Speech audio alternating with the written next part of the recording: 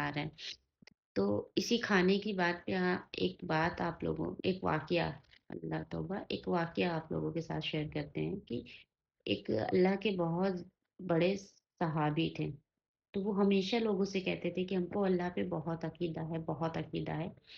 تو ایک دن وہ کسی قصبے میں جاتے ہیں تو وہاں پہ جو راجا رہتا ہے تو ان کی مطلب عقیدے کے قصے انہوں نے راجا نے سن رکھے تھے.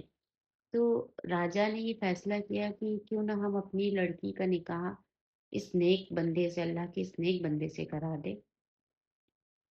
لیکن وہ لڑکی جو راجا کی لڑکی تھی اس نے یہ چیز کہا کہ ابا حضور آپ کو میرا نکاح جہاں کرانا ہے، جس سے کرانا ہے کرا دیجئے، لیکن اس کو کبھی یہ مت جتانا کہ میرے اندر کوئی کمی نہیں ہے یا ہم ایک راجا کی بیٹی ہیں.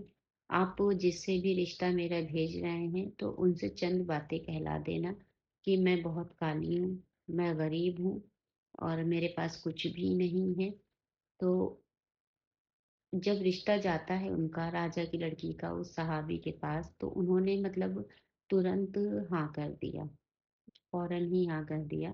اور اس کے بعد جو ہے ان لوگوں کا نکاح ہو جاتا ہے. نکاح ہونے کے بعد ان کی مطلب اب تو بھائی ظاہر سی بات ہے نکاح کے بعد بیوی ہو جاتی ہیں. تو راجا کی بیٹی نے مطلب صحابہ سے سوال کیا کہ آپ مطلب آپ کو کتنا اللہ پہ عقیدہ ہے. تو بولے کہ اللہ کی ذات پہ عقیدہ کیوں نہیں ہوگا. تو بولے وہ لڑکی مطلب بولتی راجا کی لڑکی کہ نہیں آپ کو عقیدہ نہیں ہے.